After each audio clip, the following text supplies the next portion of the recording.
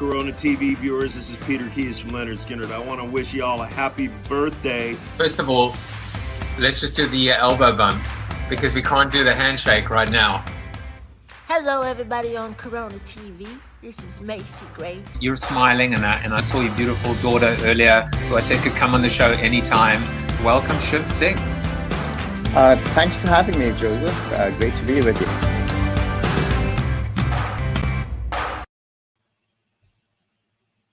What an idiot. How could I not play the intro with Mark Schaefer? And he's a guest today. That's unbelievable. Just hold on a second. Mark, I'm sorry. I should have played the intro with you. My bad. But can you just say, look at you. Look at you. Oh, there you go. That's live. I like that. All right. I'm going to put you back in the green room. Mark is going to be a guest shortly. Hello to my mom who's watching from South Africa and previous guest, Mr. Jeff Cottrell, who's looking forward to it. You don't have to look forward to it anymore because the show is happening right now. This is the people formerly known as the audience. I'm going to get into it in a moment. But first, let's celebrate National Lazy Moms Day. And isn't this the truth, right? If only we could celebrate it, because the reality is that there is no one and there are no group of people that work as hard and are as committed as moms, whether they are working moms, whether they are stay-at-home moms, all of our moms. You know, my mom is watching right now. My wife is downstairs right now. We pay tribute to all moms all the time, every day. And try and be lazy today. Why not? I know you won't, but try and be lazy. It's a good thing. Let's get through everything as quickly as we can today because we have many guests on the show. Happy Facebook birthday to the 8 of you, to Mark, to Melinda, to Elizabeth, and of course you know what? Happy Facebook tomorrow, Jonathan Stoller, Bruce Resnick. The reason why I'm actually doing birthdays tomorrow is that we don't have a show on Labor Day. And so to make sure that I'm still able to batch personal, or at least as personal as I can for you guys, this is how we're going to be doing it. Happy LinkedIn birthday today to Mark Schulman, previous guest, the Pink's drummer. Rock star, literally a rock star. Sebastian Kiel in Germany, to Richard as well. Happy birthday, guys. So next week, a little sneak preview. There is no show on Monday because it is Labor Day. On Tuesday, Kamian Condon, and she's actually going to be maybe giving us a sample of some new material, existing material. There may even be an opportunity for you to be in the studio with us. So if you'd like to be live with her and watch her, you can do that. Jeff Ramsey on Wednesday, Jeremiah Oyang, Mr. GQ himself on Thursday, and then finally Murray Nossel might be doing some meditating with us or some introspection on Friday. But today it's all about these people, the people formerly known as the audience. And if you were wondering if I was going to do something with your heads, wonder no more, guys. Wonder no more, because this is what you guys look like superimposed. You guys are all revolutionaries. And I don't have to do anything more at this point except to bring you on. Mr. Jan Slotnick, welcome. Unmute yourself. Mr. Joey Dumont, welcome. Hello, sir. Leslie Laredo. Hello. Seth Sparks. Hey. Bob, the green guy Farnham. Here I am. How exciting. Glad to be here. Finally, he figured out how URLs work. Mr. Steve Garfield. Hey, I did it. I'm here. Amy Rika. Amy, you made it as well. Hi, good afternoon. Mr. Mark Schaefer, back from vacation with his wife. And finally, last but definitely least, not least, Mr. Tom Morris. Hey, everybody. So this, by the way, is the first time that I'm experiencing 10 people on the screen at the same time. It's kind of cool. Yeah, it's very Brady Bunch. It's good stuff.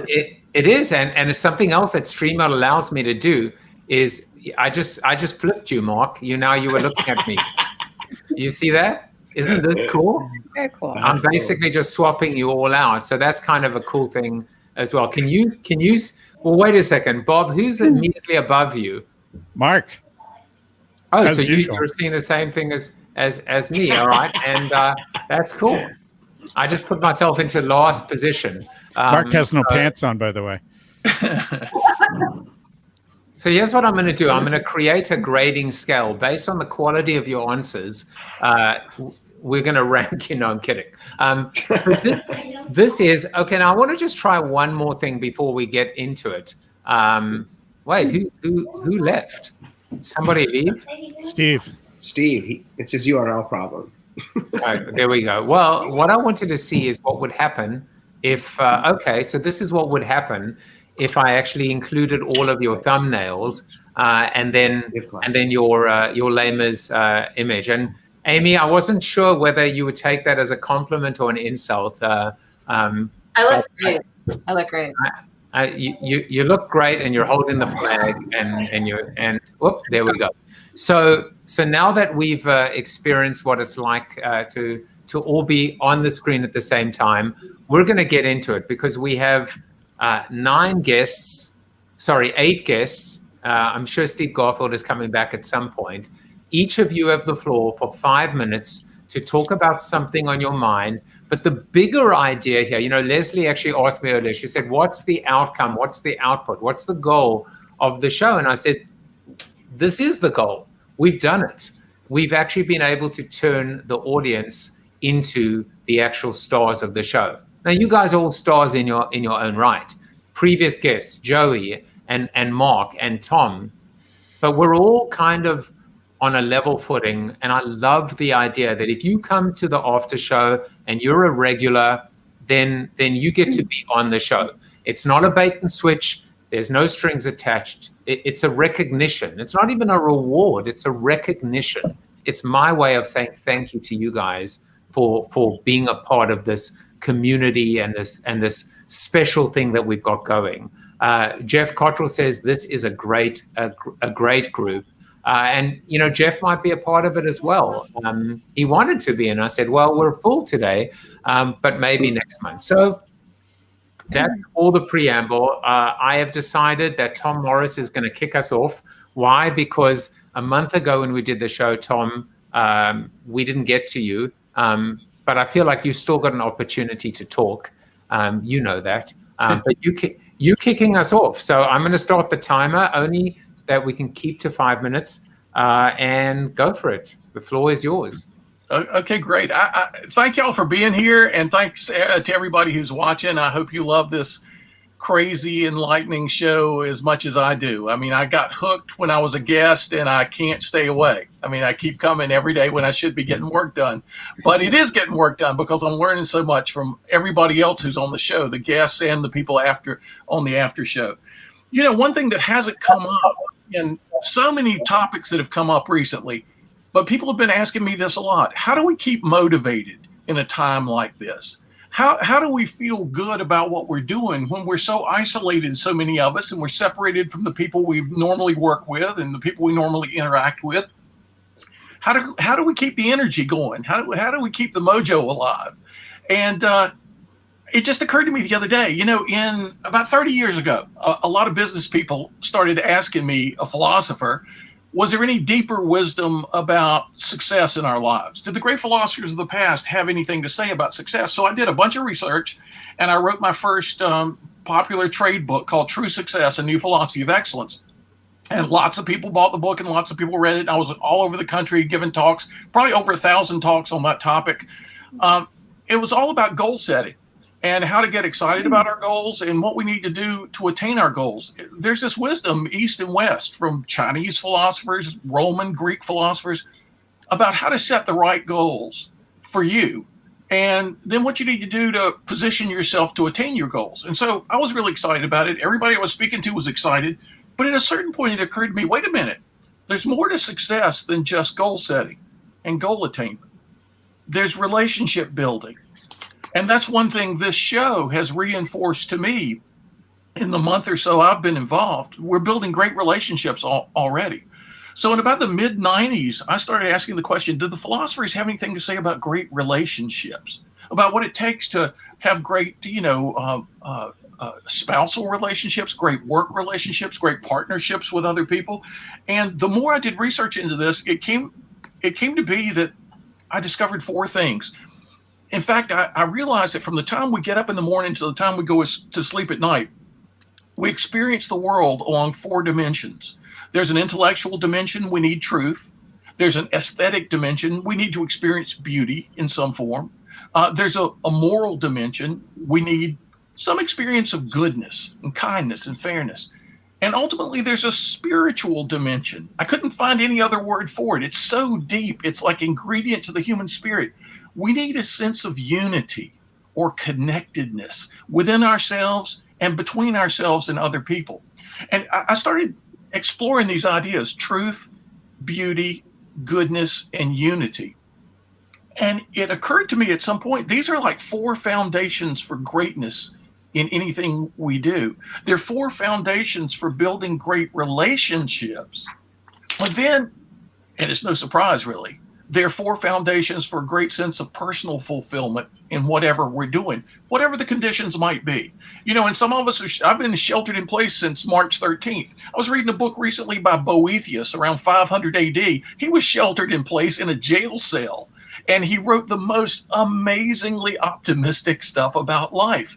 It kind of doesn't matter what our circumstances are if we will take advantage of the deep wisdom available to us. If we will respect and nurture truth, beauty, goodness, and unity in any way available, we feel ourselves really deeply fulfilled in whatever we're doing, and we end up building great relationships with other people. So I just wanted to start our show today throwing those ideas out: truth, beauty, goodness, and unity, as something maybe we should all think about more. Do we respect and nurture those 4 things in everything we do? It's very bohemian. I feel like I'm in Moulin Rouge, the musical, as opposed to Les Mis. But I love it. And the word that I just want to focus on of the 4 is unity.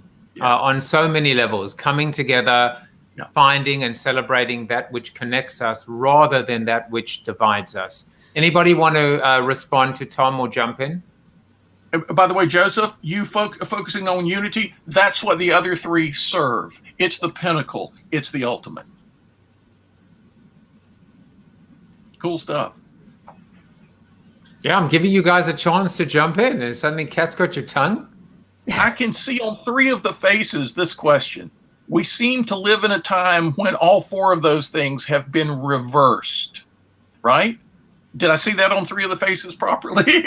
So what's with that? I want to guarantee you that the people who seem to be believing utter falsehoods about the world, about our culture, about politics, they care just as much about truth as you do. That when they're told how much they're going to be paid for a job, they want the truth. When they ask their spouse, "Where were you late last night?" they want the truth. They care as much about truth as you do. Everybody cares about these 4 things. Now, they may get it wrong, really wrong, about how to bring these things in their lives and what counts as truth, what counts as beauty, goodness, and unity. But that's a universal framework we all share. I hope I read those faces right. Yeah, so I'm going to do what's called a subtle cue, which is when I do that, you know what? That doesn't help me. When I do that, it means I'm still trying to figure out how to do that. It means your time is up. Like that. You know what? And you know what the thing is? It's okay too, because we can always come back to this. Let's keep the thread going. Let's keep the thread growing. And Bob Farnham, you are up next. And you did private chat. You said, I have to follow that. Yes, you do. You have to follow that. Go for it. Your 5 minutes starts now. Well, first of all, you have to unmute. Very important to unmute. And I Very and important. I should talk because I made the mistake twice this week. I noticed that this week, and the only time you've ever muted yourself. So, well, the thing that came up for me this week in doing all this was is one of the words that keeps coming up in your shows is sustainability. And is what we are doing sustainable? And it's something that I've been working on myself, and also for friends here in Vermont, is figuring out, recognizing that we're not going back to the way things were pre-COVID, and we're already a little upset with the way things are right now because this isn't sustainable. Just reading a post from a good friend of mine who had been on Zoom from 8 a.m. yesterday to 10 p.m. last night, and she was thrilled with the fact that somebody had not shown up for a Zoom event this morning, and it gave her a half an hour to eat. So this is not sustainable, but what I think we should be doing is aspiring for sustainability. And in my line of work, it's in 4 different areas. It's in renewable energy, energy efficiency, transportation, and food. And those areas here in Vermont are all areas that it relates to everybody. And figuring out a way that we can have a business model, or a personal model in this case, for sustainably getting around transportation. It used to be that people would drive to Montpelier to work at the state capitol, and they would fill the parking lots in Montpelier. 80% of all the parking spaces in Montpelier were for day laborers. And it was 80% of all the space in downtown Montpelier is for parked cars 8 hours of the day. It's crazy and not sustainable. COVID has driven these people home, no pun intended, and they're working from home, and they're able to use virtual platforms like Zoom and others to do that work. And now they're realizing that, hey, we could put the farmers market right on State Street, close State Street on Saturday morning, and open it up to people. And so that people are like, oh yeah, I never even thought about that. That's a great idea. And sustainability in energy use. And in Vermont, we have a company called Efficiency Vermont, and the bill has just been passed to allow an organization like that to, where they had been working just on savings in electricity, they have now been opened up and able to do sustainability in transportation for fossil fuels in transportation and in heating and cooling of homes. And transportation is just a huge chunk of our energy use here in Vermont because we have to travel so far to get to work. So people are finding that that's a good thing, and I'm excited about the potential for where we can go in the future with that. The other one is creating our own energy. First, it's energy efficiency, figuring out ways that we can lower our energy needs and then fulfilling those needs with renewable energy. And that would be in the form of either wind energy or solar or hydro or other forms. And lastly, one of my favorites is food. And in Vermont, we have lots and lots of farms. Dairy farms have been going out of business really fast because they've been running their businesses in an unsustainable way. And now we're finding that people are looking to farmers markets and to their local organic or non-organic farms to supply them with a lot of their day-to-day food. And it keeps that money here in the state and allows us to bolster our economy. In the last 30 seconds that I have, I can say that for energy use, we spent about $2.1 billion a year on fossil fuels, and about 1.7 of that, 1.7 billion, leaves our economy every single year. And for a state with only 630,000 or so people, that is a big chunk of money taken out of our economy. So imagine putting that back in our local economy as just think what it would do for your neighbors to be able to keep that money here. So sustainability, that's the one that that I'm working on. And all right, well, I hear it a lot. Well, Bob, clearly you don't want any conversation because you've used your full 5 minutes as a monologue to discuss things that have no importance in this world, like energy renewal, sustainability, things that nobody cares about. So It's true. you will not be asked back. I'm telling Okay. you this now. No, I'm kidding, but I just want to make a quick point. And again, we'll keep moving. I can only say that to you because you're family now. Yes. But there was a literal way to interpret what you said, clearly. And then I think there was this idea of sustainability with respect to this Zoom-enabled world, Zoom fatigue, sheltering in place, not becoming impatient with the way things are, the endurance, the idea that this is a marathon, not a sprint. And how do we draw our energy? How do we draw our motivation? How do we draw our inspiration from sometimes the confines of the four walls? So that is how I, interpreted also a lot of what you were saying. And it's something, again, that we can come down to. And I'm making notes as well as we turn over to Mr. Mark Schaefer to take it from here. So go for it, Mark. Oh, awesome. This has been great. And I think my observation sort of builds on what we've talked about so far. So I'm working on a new book, and I've been thinking a lot about how do we build momentum in our lives and for our ideas, perhaps for our careers. And as I look at the different case studies and talk to the different people who I'm interviewing, momentum really begins with some sort of initial advantage. And what I'm learning is that initial advantage, it could be an idea, it could be some resource or access that you have. It almost always starts with something random. It could be a conversation. It could be somebody that you're sitting next to at a conference. It could be you just see something at a place that you visit. And one of the books that I love that I've been referring to in my research is The Click Moment by Franz Johansson. And he basically makes the case that all creativity, all initial advantage, almost every business that we know comes from some serendipity. And my concern is that in this isolation, we're missing serendipity, that creativity is entering Death Valley. Because I fill my days with these Zoom calls, I just want them to be over, right?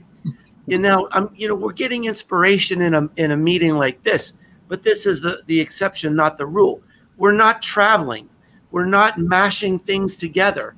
We're not having this serendipity in our lives because we're at home and in these routines, right? So the conversation I'd like to open, hopefully, is how do we avoid the Death Valley of creativity? How do we add serendipity to our lives and randomness to our lives when we're so controlled and regimented right now with back-to-back Zoom meetings? Yeah. Wow.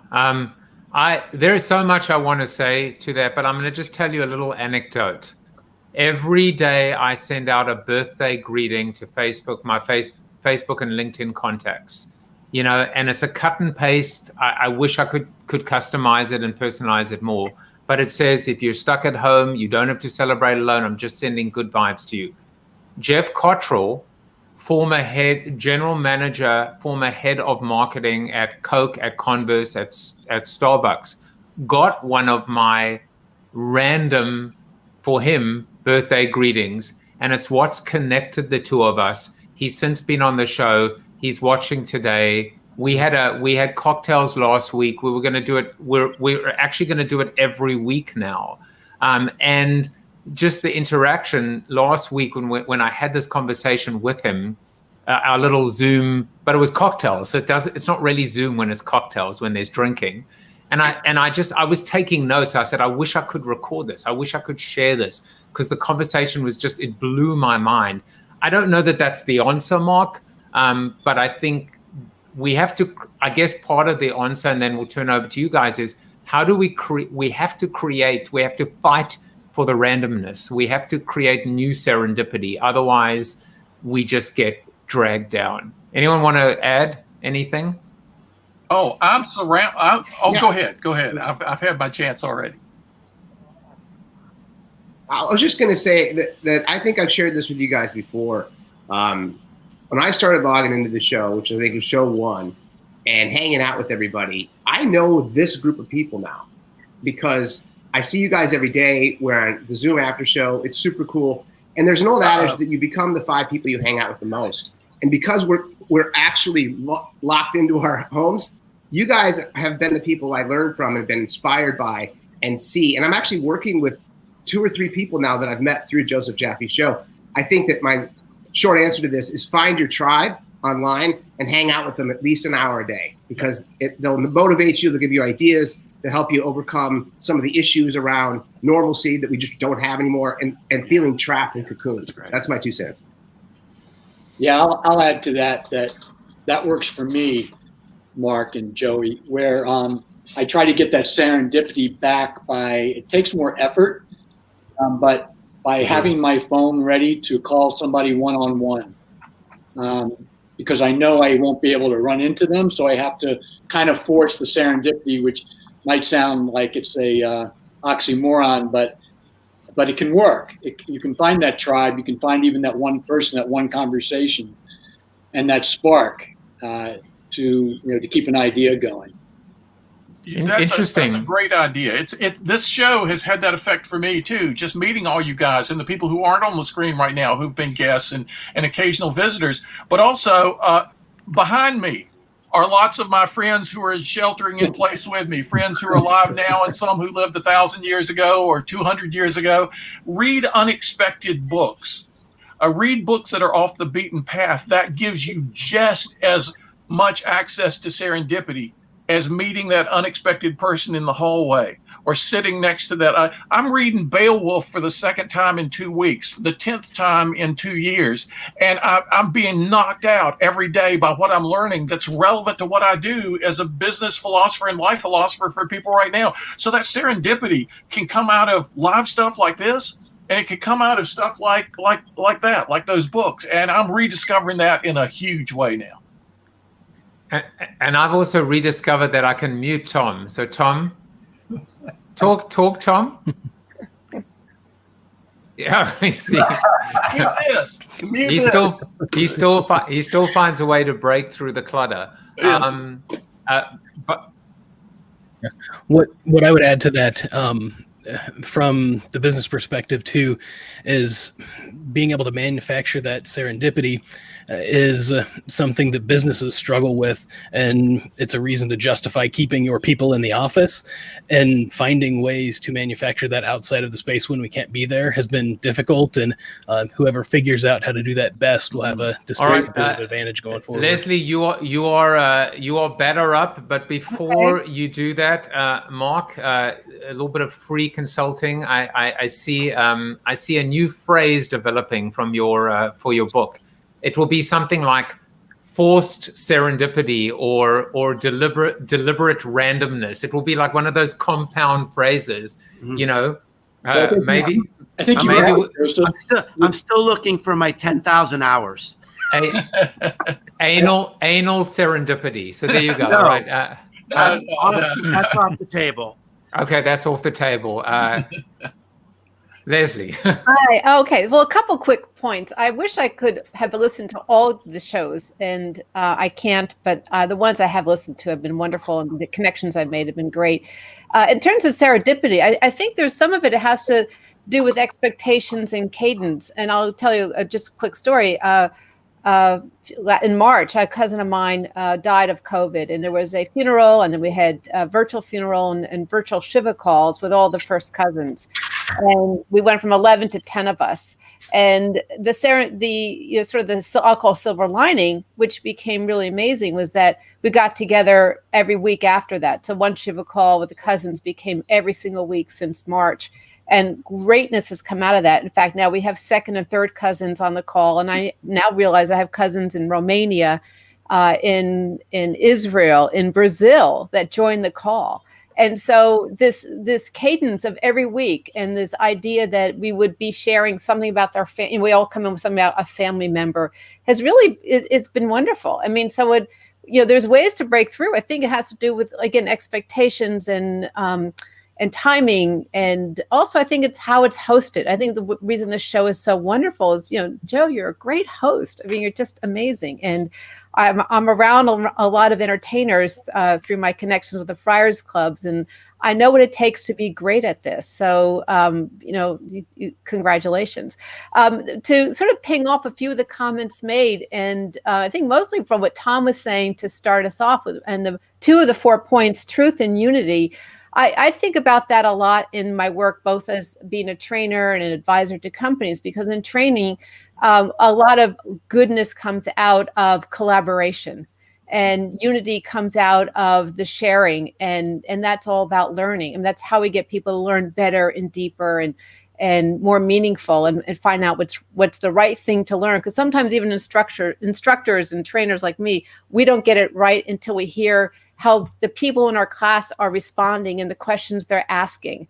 And so it's to me, that's part of it's part of, I think, the 4 things you were saying. And there's beauty in that too. There's when you see someone's lights go off and the ahas come on, that's, to me, beauty. That's the beauty part of being in the education business, the training business. So the last thing that I'll just point to is talk about serendipity and what you read. I forgot where I found it, but I found a really interesting article about the difference between complicated things and complex things. And that made me think a lot about the world, because things that are complicated can be solved through linear process, and things that are complex are more multidimensional. I think of it more like, because I was a science and math major, it's like learning calculus and differential equations, where everything is a factor of everything else.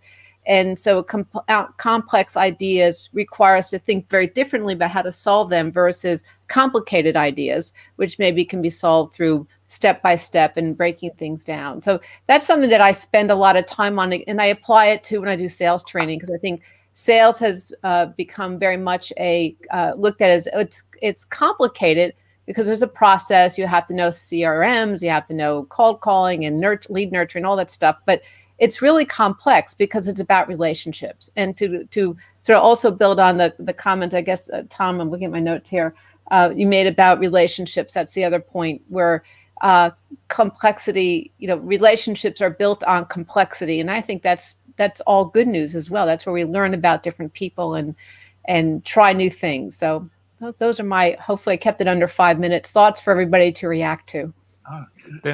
The people formerly known as the audience have now hijacked and completely taken over my show. Leslie's definitely made the best play to become the new host, so I think I just have to wave the white flag. But that was, I think, the reframe of what you spoke about was the point you were making too, which is making connections and being able to build off momentum of who came before you, right? It's not just about ancestors or about predecessors, but it's also about last week's interview, or what James Rollins said about he writes every day, he reads every night. I've always said that my 5 books are actually chapters of a bigger book, and I feel like every single interview is another chapter in a novel, in a story, in a bigger story. And we can't get to where we need to get to without everyone that came before. So I really loved what you said, Leslie.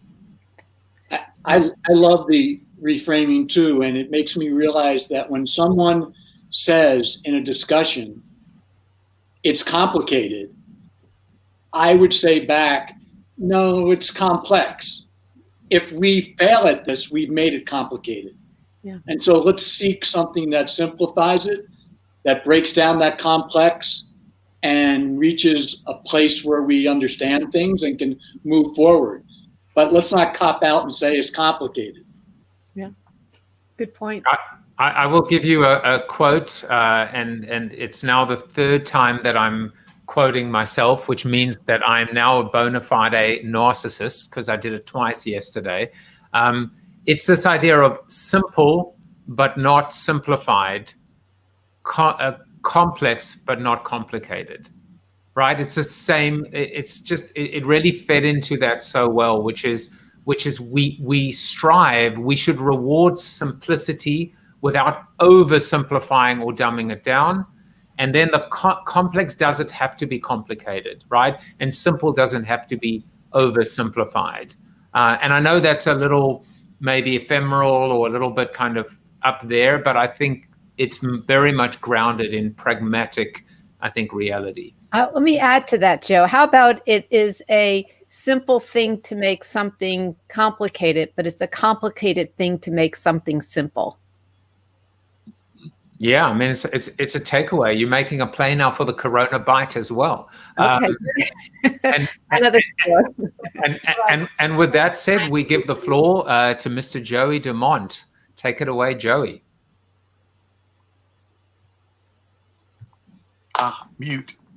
No, this is the most. Thank you. I did my best stuff on mute. It's the most sense you've made in a long time. I'm gonna start the clock again. Says the voice of God. Yeah. Thank you. I think, as you guys know, I've mentioned it maybe 100 times that I wrote a book on dirty words. And the thesis of the book was that there are no dirty words in our society. We just make them so. And part of that in the book is a discussion on anxiety and depression and how that's affecting our society. And as of today, with COVID and shelter in place and being around the same people all the time in a little small environment, it's having an effect. 40% of our population is suffering from anxiety and depression, per a CDC report that came out on the 7th of August. 11% of those people are suicidal. And I know way too much about this. My little brother committed suicide 10 years ago. My older brother wants to. My mom is in a senior facility in Minnesota, and she's lonely and she's scared, and her friends are lonely and scared. And this is something that I wanted to broach to you guys because I've done a lot of research on it, but I don't see a lot of political discussion. We have an election happening in 60 days. Neither of the platforms is really talking at scale about mental health for our society. I think it's a tsunami that's about to hit our culture, and it scares me that no one's talking about it. Obviously, I've been cocooned in my own research, doing my own homework for my book, but this is frightening, guys. I mean, and I also say this is a very privileged group, and I don't mean that in a pejorative fashion. We are not worried about a lot of the things that I see out there. We're talking about pivoting, and we're talking about doing this with your companies, and I'm hiring consultants, and I'm doing this, and I'm hiring. We're not the norm, and we have millions of people out there that are unemployed, being evicted, are sick, being scared of being sick, healthcare is being pulled because of their job being pulled. This is a major problem, and no one's talking about it. That's my 2 cents. I want to throw it out to you guys. Yeah, Tom, I agree. I'm very concerned about it. I do a lot of personal coaching, and half the people I'm talking to these days, and by the end of the conversation, they're in tears. Yeah. Everyone is suffering, and grief is usually a word we associate with losing a loved one, but we're grieving lifestyles. We can't hug people. We can't. Yes. We're trying to do work, as you are today, with homeschooling at the same time, right? So we're grieving, our workplace, and my friend Martin Lindstrom, who's a marketing advisor that I really admire, he said we are conditioning a generation right now with post-traumatic stress disorder because people have been fearful for so long. And I think that goes with what you're saying. I mean, this is going to be a major issue for corporations, for organizations, for politics, and it's not being discussed. Here's one more fact. I read, this was in the Wall Street Journal. For every COVID death or any death, there are 9 people severely emotionally affected by that. Mm-hmm. 9 people are grieving for every death. We're not talking about that. No. That's a very good point. I was on a panel discussion not too long ago that was supposed to be about marketing. I think it was a guy at Nike or something, African-American guy. I can't remember now which shoe company it was, but he had a lot of his friends were on, and it turned into a discussion about grief over our racial problems right now. And I had never heard anybody use the word grief about something that wasn't immediately personal. like something that happened to my child or my wife or my cousin. Yeah. Or here were people talking about George Floyd and using the word grieving. And these were super smart folks who were ready to talk about all kinds of intellectual business things. And it ended up, we did an hour or 2 hours talking about the grief everybody's going through right now. So I think you're absolutely right. This is a subject that's got to come front and center. Socrates once said the least important things we think about and talk about the most. The most important things we think about and talk about the least. We need to turn that around. Even in his time, we should work hard on turning that around in our time. Yeah, and I think that's also showing the separation of the have and the have-nots is another example. My little children are on, MacBooks in their dining room. My wife and I work from home, so it's doable, and it's still very tough. If you're in a job that is an essential worker status, and then one of you has to stay home, and you don't have enough money for someone to stay home, how do you handle that? What does that grief look like? How do the parents deal with that? How do the children absorb that level of anxiety? It's all of these different pieces and parts that just freak me out. And I don't see any mental health at scale historically, right? But now that we have a large percentage of our population, I would assume soon to tip over into the majority of our population suffering from either personal anxiety, personal depression, or one step removed, whether it's a husband, wife, child, grandfather, parent that is also dealing with this. And that's something we just need to discuss and address as a culture. I think it's a great point. And, I love the quote from Mike Tyson, everybody has a plan until they get punched in the face. Yeah. And we've all been punched in the face somewhat repeatedly. And then there's also the thought about a few weeks ago, we had a conversation on the show about context, and it was whether the glass was half empty or half full. Right. And I don't remember whose child it was who said, well, it depends on what happened immediately preceding that. Like, is momentum downward or upward? And that context makes a difference. Yeah, it was great. It was a great discussion. I want to meet your kid. But, as we think about the last 6-7 months, if it only takes 3 months to make a habit, this is our new normal. We're not in a grieving stage. It's not a temporary situation. This is normal. And I plan to talk about leadership in context to COVID and what's happening and what I'm being asked. I'm frozen. You guys still?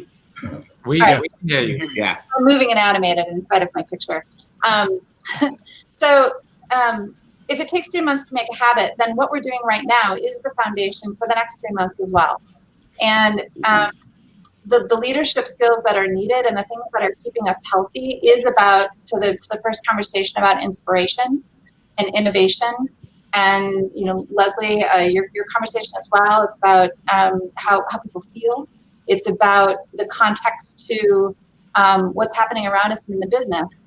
I think that it's upon us as those that are sought out when we're in crises or others have been punched in the face, and whether that's a positive punch in the face of like, hey, I want to shake things up, I want to try something different, or in a grief capacity, it's happened to you, it's happened to your family, it's happened to your person, it's happened to your business. And the things that are needed to help drive us through that are that feeling of inclusion and belonging. As we started out talking about truth, beauty, and unity, I think what was missing from that is the sense of individual belonging and purpose, and why you personally matter in making that happen, and what's necessary to help people in their sense of well-being at every touch point, whether it's working with you or it's the person that you're essential worker at the grocery store, that the sense of belonging is necessary as well, and being seen, and our ability to lead those around us through that and to create that type of feeling, and having mission and purpose and insight into how that feels and what success looks like. So we're all dealing with a really different environment of what success looks like right now. The stock market is crashing again. What does that look like for our clients? My mind is reeling with the conversations that I need to have this afternoon with my clients, dealing with what's happening right now and today and how unpredictable the world is. And the reality of that is unpredictable, unprecedented, uncomfortable, unstable is our new normal. And the skills that we need to get through that are many of the things that we've been talking about. So I want to want to do something, and Amy, if you want to just try and go off camera and then come back, we'll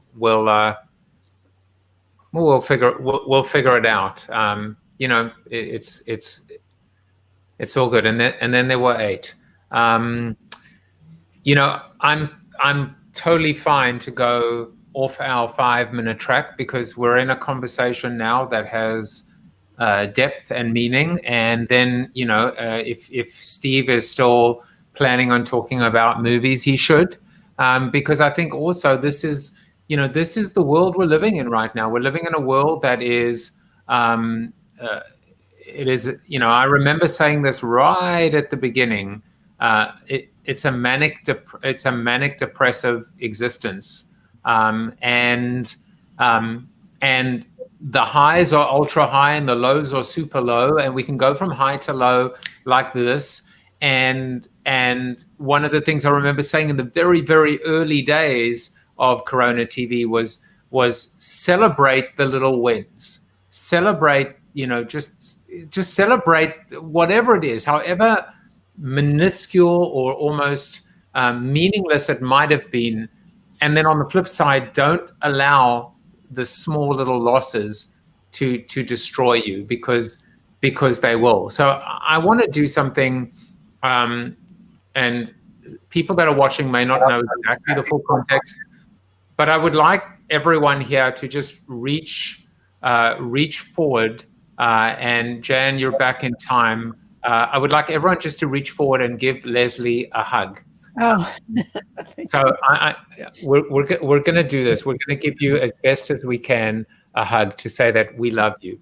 Thank you. That's I mean, it's just, I'll be honest, it's 2 years, but you bring up suicide, and I just, you know, it's such a big hole in my heart. So it's and 2 in 3 months is, you know, your children, it's just beyond belief. So, well, but Amy, I mean, I think your comment is something that I do. It's like, you can look at the big gaping holes, or you can that are missing, or you can look at the gains. You know, even the small gains all make a big difference, and that's actually what's helped me. I mean, Joe, I bumped into a little over a year ago, or maybe it was about a year and a half ago, and I bumped into at BidTelect. I hadn't seen you in, I don't know, a lot of years, and that connection and brought me here. But the things I've heard and learned from all of you, and from philosophical perspectives to just, you know, getting new ideas and getting going, it's huge. And so I really, everybody make sure you look at your gains, not your gaps in your life, and hopefully that will help everybody move forward. But thank you for the hugs. I appreciate it. And I just want to say one more thing, and then we'll move over to Steve. Is I would love to pledge whatever I can do to having a meaningful, serious, and valuable conversation about mental health, and about loneliness, and about many things that we've discussed. And so if you're watching out there, this is where the audience can become part of the show. And to the people that are on with me, if you know there are people out there that are experts in mental health, in mental in mental health and wellness, in terms of depression, in terms of what people are going through right now, I would do whatever I can to put them on the show. I'll do extra shows if possible. Right now we're booked up into November. I'll do 2 shows in a day. I'll do a show on the weekend. I will commit to the conversation. It is the least that I can do. And so please, you know, reach out to me if there are people that can talk in an informed way, and we will have that conversation here. I give you my word. Hey guys, I would offer this up. Some of the research that I've done, I think we've also become indoctrinated to Zooms, and we see that it is valuable to be in front of people, to see each other's eyes. Telemedicine, if anyone knows anyone out there that specializes in that, I think that's a remedy that's very possible, because it's scalable, and that's what we need. It's not about having clinics, you know, because we can't even go to them right now. But telemedicine, if anyone out there knows, I'm looking for that, even for my brother. it's huge, because that's something I think that could help at scale with this mental health crisis that we have currently upon us, and one I think is going to grow exponentially. Yeah. And I have to say that, you know, we talk about brands, right? What is Corona TV? It is a show about hope, positivity, optimism, and if there's time left over, a little bit of marketing. But two brands that have already stepped, you know, they didn't step into it. They found themselves in the middle of it. Are Talkspace and Calm. And I think it's been really interesting to see what they've done. How I think I don't want to get it wrong, but I think Talkspace is free if you have healthcare coverage, or maybe it's free for everyone. I'm not sure. But I think besides the gains, besides the marketing, you know, lift that would come from being top of mind, top of conversation, sampling, whatever you want to call it, we have to put our cynical skeptical selves. Let's park that at the door, and let's just embrace the ability to give these tools to as many human beings as possible. That is a fight worth fighting. Agreed. I have a tool to offer up to people. I know it exists in other places, but I strongly recommend people to take the Who 5 survey. It's 5 questions that can give you a good sense of where you're at with depression, anxiety. I know of one at tamberhealth.com. It's free. There's no tracking. It'll kind of give you a read of where you're at today. But the survey is called the Who, WHO 5, as in 5 questions. Thank you. All right, now, Steve, I'm going to ask you a lot of the stuff we do here is very transparent. Like, for example, in berating Bob Farnham, because I'm such a meanie, and he's nodding because he knows he deserves. No, I'm kidding. And it's so easy. Steve, do you want to follow that, or do you want to pass to the next? How do you feel about following that conversation? And you are welcome to pass.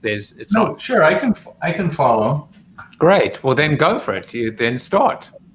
So, we've talked about Joseph's calling us the people formerly known as the audience, and that comes from a little prodding and education from me, which started from Jay Rosen, who calls it the people formerly known as the audience. And it also goes back to Dave Weiner had a thing called BloggerCon, where he had a conference, and instead of a speaker up on stage talking and everybody in the audience sitting there and just listening, BloggerCon was moderated by one person, and everyone came prepared to be a part of the discussion.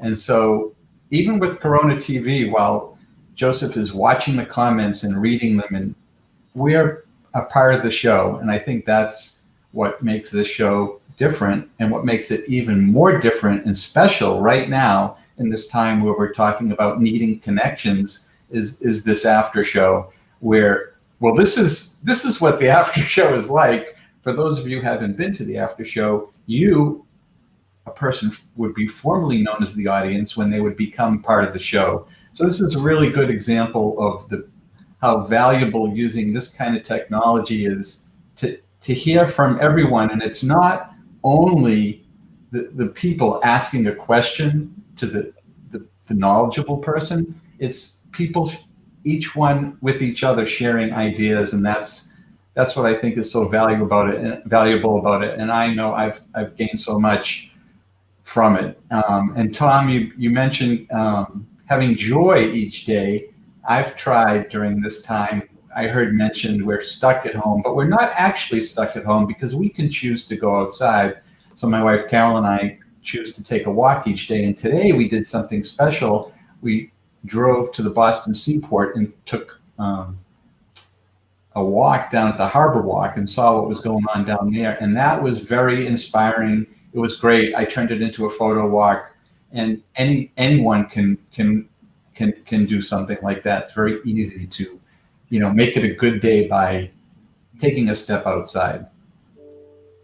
I love that, and your videos that you do with Carol, whether it's your Murph challenge, whether it's walking through, I think it's a botanical garden, whether it's Zoom bombing the Today Show or Jimmy Fallon. In a way, one of the things we talk about randomness, going back to this idea of randomness versus momentum. Well, what's happening right now is the momentum that came from the after show, that came from the show, that every time you keep moving forward and you keep iterating, by definition, there is momentum. And then on the flip side, as many of you know, I've been running quite often. In fact, I think I'm going to go for a run today. But there's a couple that walk their dogs at about 6:45 in the morning. They must be in their I would say early 80s, and they're the cutest little couple. And I run the same route now every single morning so that I can see them. And we smile and we wave, and there are about 1,000 words that we exchange without a single word being exchanged. When I ran one morning with my son, by just smiling and doing my wave, I was saying, "This is my son," and they were saying, "Nice to meet you." And the one morning I ran, I didn't see them, and I worried what had happened. Had something happened to them? Had I gone, for my run too late or too early? And it's amazing how routine and consistency can give us that solace and that, and that reassurance. And then sometimes the exact opposite, the randomness and the serendipity, can give us the strength. But it's an and versus an or. So I just wanted to respond. And of course, the role that you play, Steve, not just in this Corona TV, but also just seeing your, sometimes zany and sometimes just very reassuring pieces of video.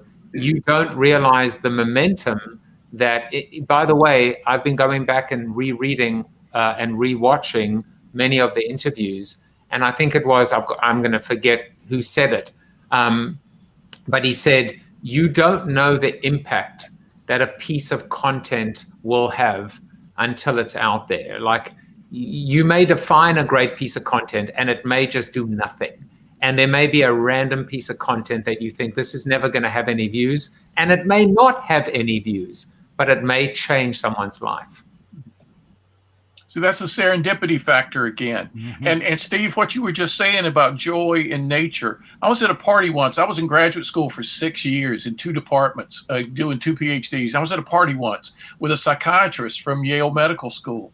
And this psychiatrist said to me, we have a lot of people from your 2 departments come to see us for therapy, philosophy and religious studies. I said, really? She said, yeah, but there's one department in the university we never see anybody for therapy, ever. And I said, what department is that? She said, forestry. When they have trouble, they go take a walk in the woods and everything's fine. Now, that may be oversimplifying, but Joseph's run with the serendipity of that couple coming into his life and then becoming a sustainable thing, having that momentum that we talked about a few minutes ago. It's almost like invited serendipity. When you go out, you reach out, you put yourself in places where joyous things can happen, little bits of the world's content that you might need right then comes into your heart. And this is wisdom, I think, right? We need to refresh ourselves every day in some way. And back to the truth, beauty, goodness, unity. That's how the little piece of beauty can make a huge difference. I just want to say, by the way, Amy might have come up with now the new tagline for this. She said, Corona TV, where everyone knows your name. I need a new soundtrack. And Seth Sparks might have done something now interesting. He commented via Facebook, which might be his way of saying, I can't get a word in here, guys.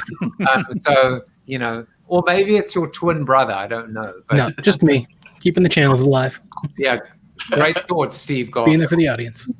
Exactly. Can I just give a quick comment on something Steve said too, which is I think Zoom and other platforms get villainized, but I also think good things come out of them as well. I think that maybe was the point he was trying to make. And Zoom calls are well hosted and done. There's a lot of best practices around having a good Zoom call like this. But I think that we, a lot of times we look to if it's done wrong, it gets a bad rap. And I said this maybe to you, Joe, in a private email about it's what happened with virtual events. The bathwater, the baby got thrown out with the bathwater. You've had a bad experience with Zoom, and all of a sudden, virtual events suck. Well, no, they don't when they're done well, and they connect people in the best way. You can have a great experience with this. And by the way, we have to figure it out because we're going to be secluded for at least another, I'm thinking 6 to 9 months at this point. But so we have to figure this out.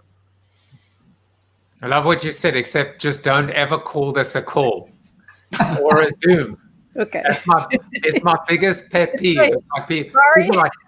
People be like, hey, I love that conference call you did the other day. I'm like, what the, or they're like, I love your podcast. I'm like, this is not a podcast. This is a community. No, I don't know. I'm just teasing you. All right, Jen, we're gonna go over who cares. It's Friday afternoon. If we go too much over, I'm gonna have to go and cancel the run and get the wine. But for now, Jen, you have the floor. Well, I think something that we've learned in this Zoom room that we've been in, that the after show is actually, for me, and I have a feeling all of us. Yep, I muted him. He called it a Zoom room. He's getting absolutely muted. Who's next after Jen? Seth, you're up. Okay. All right, Jen, you're back. I'm just kidding. I forgot where I was. No, the after show occurs to me that it's actually the middle, because when we're done, there's things to think about.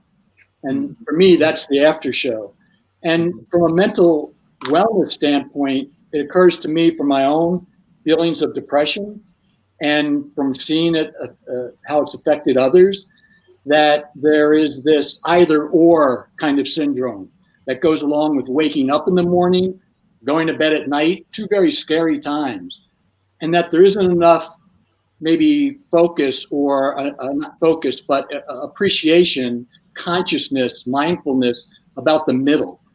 And so I've been trying to just appreciate more the middle of things, the and rather than the either and the or. And I think there's kind of a bias against the middle. It's kind of like middling, it's mushy. But from where I stand and from what I've learned from all of you, there's a discipline to the middle. It's like the abs, it's the centering. And that's a great place to be. Listening between the lines of something is so much more effective than just hearing what you're being told. And so I sought out in kind of Tom Mars fashion a few quotes that seem to go along with this and that have helped me. And so one quote is from Arthur Ashe, who said, "I keep sailing on this middle passage. I am sailing into the wind and the dark, but I am doing my best to keep my boat steady and my sails full." And I love that. There is also one from somebody who's been on the show a lot, Voltaire. And Voltaire said, "Froth at the top, dregs at the bottom, but the middle excellent." And then because I feel like there's a musical reference here often with guitars in the background and this sense that I'm stuck in the middle here with you, but I do know what I'm going to do. I'm going to take a lot of this as gold, as real beautiful, beautiful emotion, and let that be the middle of my day that I take into my night that can be scary. Wake up in the morning that can be scary, and focus on that middle. And that's the quote that Ringo Starr said. And he said, "Drumming is my middle name." And it occurs to me that if we kind of look for our middle names, that thing that brings us love or peace or joy or all those things that Tom mentioned at the beginning, that could be the middle name that we're seeking, and that gets us from the early lonely hours of our waking day to the very scary middle of the night questions that are pounding in our head. Mm-hmm. That's it for me. Good stuff. Yeah, that was great, and I think we're just gonna we're gonna come back to that because I feel that it's not quite done. I feel like we're just in the middle of what you were trying to say there, Mr. Zlotnick. So, Seth, take it away. All right. I'm not going to speak on what I had written out. I'm going to do something different. I know I've held this up a couple times before. You guys have maybe seen a couple of the notes on it, but I think this little block for me resonates in a way that, as I've watched your show, makes me, I don't know, appreciate it a lot more. I did it as part of a project in, I think, 2015 for what's called the Ankeny Leadership Institute. It's our hometown. You go, it's put on by the chamber, so there's small town kind of elements of it, but you learn a lot about the businesses, the people, and the things that make your city work. But typically I hate little projects like this. I thought it was a time waster, but I took it serious like I do with most things. On it, you were supposed to put 6 things that are important to you. So what I ended up putting on this were quotes like "to be rather than to appear," and that's something that's come up continually on this show, is that measure of authenticity. Another one is from my family's crest, Dum Spiro Sparrow, which means while I breathe, I hope. And this show has brought to me a sense of hope that I think I was maybe missing otherwise. Another one is people remember how you make them feel. And that's an old marketing quote that people have heard a lot. But as we've had so many conversations on the show, it's that measure of empathy that we're trying to find with each other, with situations across COVID, across Black Lives Matter, all of these things that are going on in our world. We always approach it with empathy. Another is don't forget to be awesome. And it's about bringing that effort, that enthusiasm. Final is just a picture of books, building wisdom, building knowledge, which is something we do every day. And then another one is the logo for Bret the Hitman Hart, a pro wrestler that I was, and I guess I am still a fan of. But his mantra was the best there is, best there was, and best there ever will be. And it wasn't about being the best actual wrestler. It was about being the best fake professional wrestler that he could be. And I feel like if you're going to do something, then going all the way makes sense to do it, which is why kind of that resonates with me. But again, it just comes back, all 6 of those things. Maybe they're generic enough, I guess, that it just hits, but I don't think so. I think the reason that I found this show, why I love all 9, 10, 12 of the people that jump on the after shows every week or every day, is because they hit so many of those elements that are critical to who I am. So thank you for being there for me. You're welcome, and I feel like we're gonna come back to so many themes, and it would be unfair to, first of all, if you didn't know about Jan, I didn't put this up while he was talking. I cut him short, cut him off. He's a brand and creative director at theexitbrand.com, but more importantly, he is our resident copywriter. He has a way with words. He is CoronaTV's resident and in-house poet.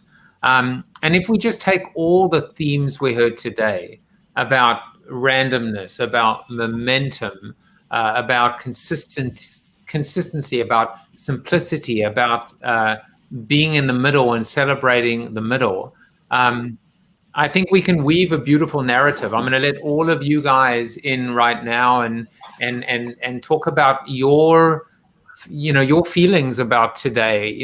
I will say 2 things. One, I want to respond to Seth, and we should all actually, if you have any questions or comments.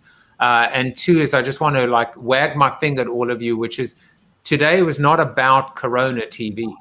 Today is not about, even though I'm in the middle, I'm the center square of Hollywood squares right now, as they call it on Howard Stern. But this isn't about me. This isn't about Corona TV. Corona TV is a container, and I am, nothing more than maybe kind of just putting it in place every day, or filling it up, or turning, operating it. I'm the caretaker, but it really is about all of you and about us. It really, really is. It is about the people. It's not even about the audience. It's about the people. And you know, this week I got criticized. I got criticized for the first time since I started this, which was, you know, brought me back to maybe the 2005 blogging days. But it's something that I had to deal with, and I had to introspect and figure out how to move forward with. You know, occasionally people have reacted negatively to a birthday greeting, but I feel like, and I've said this to you guys the whole time, put your head down, you know, love what you do it for the right reasons, be true to yourself, and remember that this is a marathon, not a sprint. COVID, post-COVID, the aftershocks, this is all a marathon. It's an ultra marathon. It's an extreme marathon. But the difference is we are helping each other along. If one of us falls down, we pick them up. So Seth, you know, just going back to what you were saying, there is nothing random about the randomness. There's nothing random about it. The 9 of us that are on, and Amy had to go to a kid, so she didn't get to she didn't get to speak, but what she did say today was amazing, and we appreciate it, and we appreciate her, and she'll be up first next month. But there is randomness in all of us. We are maybe 9 people that if we were or weren't in the same, you know, in the same industry, some of us are and some of us aren't. Would we be friends? Would we be connected? Would we care? Would we, you know, would we get into road rage incident with one another if one of us cut the other off? But now we're all connected, and it is the randomness, and it is, you know, we use the word diversity very specifically, and we use the word inclusivity very specifically. But today, this is a different kind of diversity, and it's a different type of inclusivity. Inclusivity meaning we're all in this together, and diversity of thought, and diversity of backgrounds, and diversity of pain, and by bringing all of this and all of us together, and knowing that in this particular case, there are no walls to the tent, there are no walls to the structure or the container. Ultimately, everyone is welcome, and everyone will be welcomed. So this is my way of thanking all of you guys. I'm not going to say anything else except to, you know, go around the virtual room and have you guys share whether it's a key takeaway from today, whether it is a common thread, whether it's a final word. You know, we can, you know, unfortunately, this won't be the longest show I've done. Well, it will be the longest show I've ever done. So yes, but in terms of streaming, unfortunately for me, it will be the RNC experiment that we're going to have to go to about 2.5 hours in order to beat that. But we will beat it. We will beat it. So anyway, guys, take it away. Pick anyone randomly and, you know, wrap it up and take your time.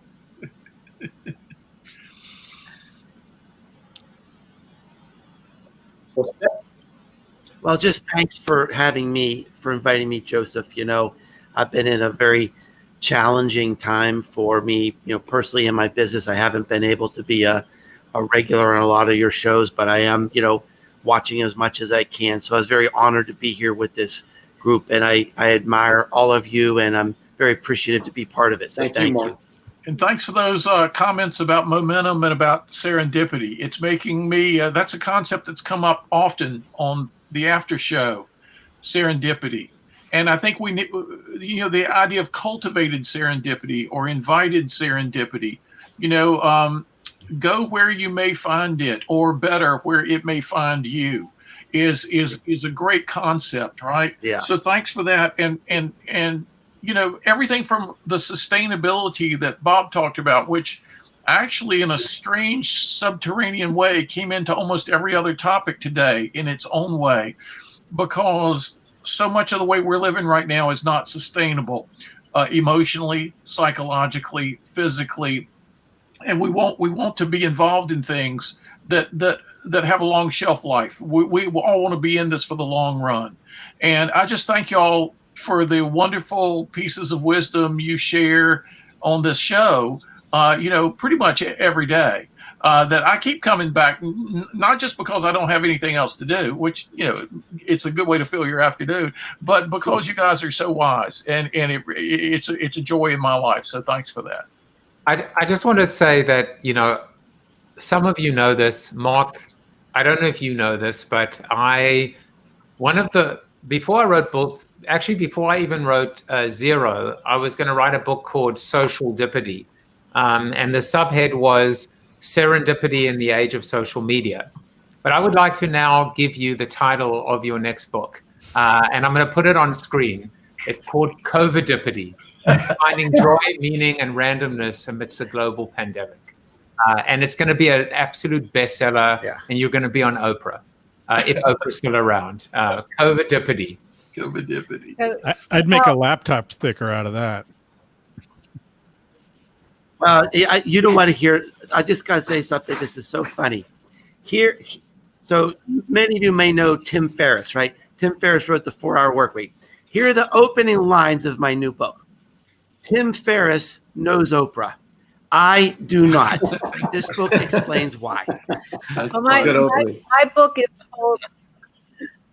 So to bring in the Oprah thing was quite serendipitous.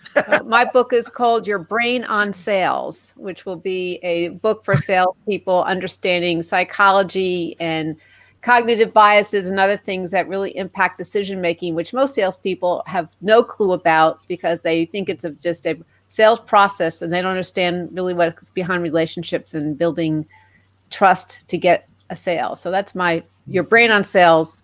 That's my book. I haven't started it yet. It's just the concept. You better start. And by the way, I mean, I've loved the private comments today, but I think if I read it correctly, Steve Garfield said it took him 60 minutes to figure out how to match his head size. And then I've basically just done this the whole time. Sometimes I feel like a giant and sometimes I don't. But let us just be clear that when it comes to audience, according to Audience Rater, Steve Garfield gets a 10 out of 10. So can I make one more comment?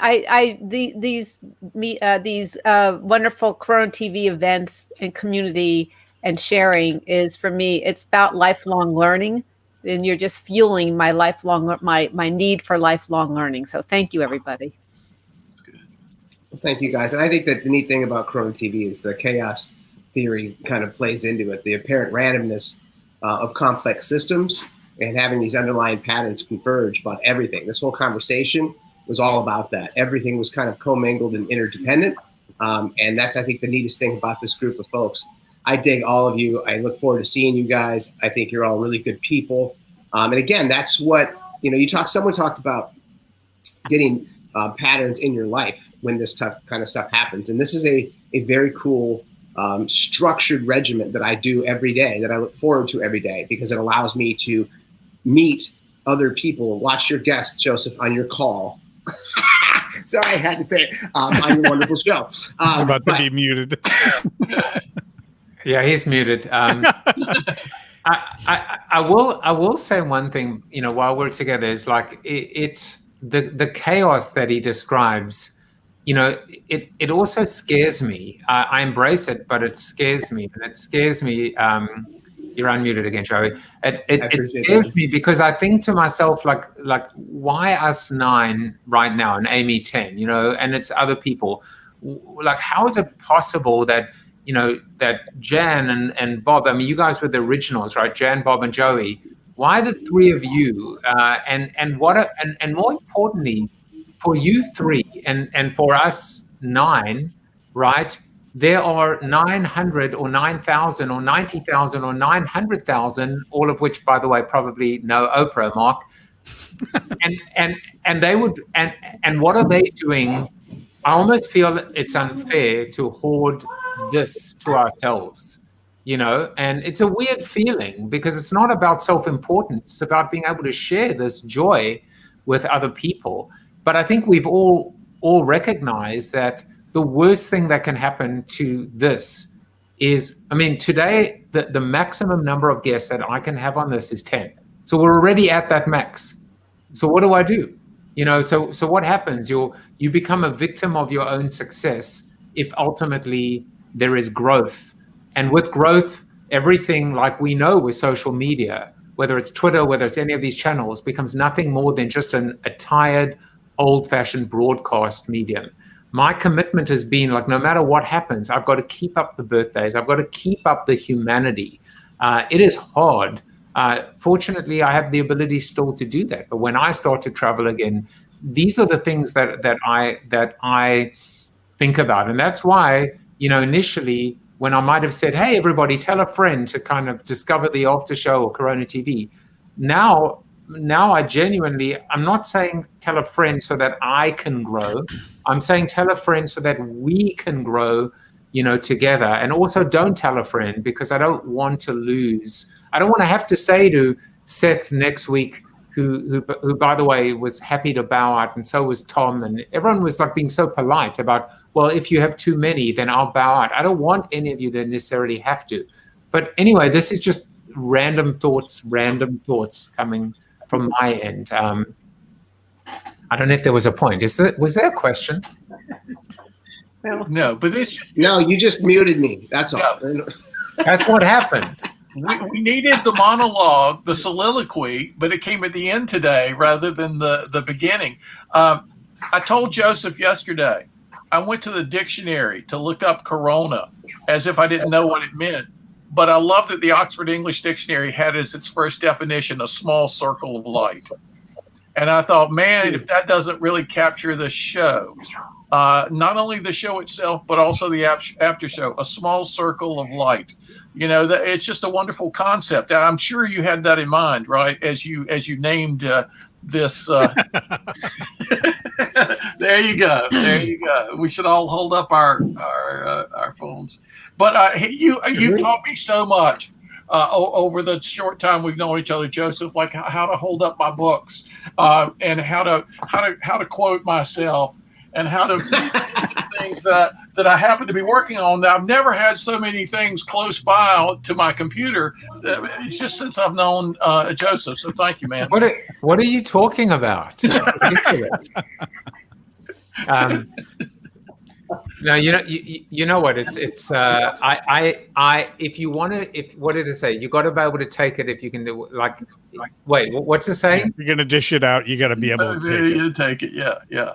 I'll quote you on that. You won't be the only one quoting you. I'm going to also quote you on that. Something like that. Well, listen, guys. It's does anyone want to say any final words that? Well, what I just always say at the end, Joseph, is, during the show, I always find nuggets of knowledge that I make notes of and try to incorporate. And then the after show ends up having nuggets of knowledge that are potentially totally different than what came from the show. And it's a struggle on the days when I have to miss the show, which are few and far between. But I'm thrilled to be here today, and so many nuggets from this show, and look forward to a few minutes in the after show. So thanks. Oh, no way! You want an after show? I'm done with you guys. You're done? Okay. I thought there was an after show. There you go. 10 out of 10 would recommend. I tell you what. Just because I don't have a version of the outro that doesn't say the after show starts now. We'll go to the after show for 5 minutes or 10 minutes. So for those of you that would like to join us, here we go. Join us for the Zoom after show for 10 minutes to interact, so I can go for a run. 6 minutes. With the people and myself, or at least, we'll do what I did the other day, maybe a few weeks or months ago, which is I just left you guys talking and I went and did my thing. So let's go to the after show. Jeff, we're doing this for you. We're going to go to the after show. You better come now so that you can register your regular attendance. But yeah, let's just go next door for 5 minutes or 10 minutes, or if no one's there, we'll just go and have a drink and toast to each other. I just want to thank my guests today, who are now, friends, family, all of the above. Seth, Joey, Mark, Leslie, Tom, Bob, Jan, Steve, and of course Amy. Should we all do a a wave would be kind of nice too. Like hard to do a screenshot with. Come on, Joey. Joey, come on, snap into it. There we go. All right, guys. Thanks again. Have a great weekend. For those of you not coming to the after show now, I will be back on Tuesday with Jane Condon. If you want to be part of the live studio audience, I will be giving away that URL. Actually, we could just play tic-tac-toe right now. Should we do Hollywood? No, we don't. Right. See you. Exactly. I'm the circle of light, right? All right. Bye, everybody. Take care. Thank you for watching Corona TV with your host, multiple author, and global keynote speaker, Joseph Jaffe. Corona TV is the show about hope, positivity, optimism, and if there's time left over, a little bit of marketing. The after show on Zoom starts right now at bit.ly/Corona TV After Show. If you like the show, tell a friend or two. Please subscribe to the show at coronatv.show. And if you want to get inside news, previews of upcoming guests, and much more, text Corona TV to 66866 or visit josephjaffe.com/subscribe to sign up for the show's newsletter. And despite the best ministrations of your wife, you still look ugly.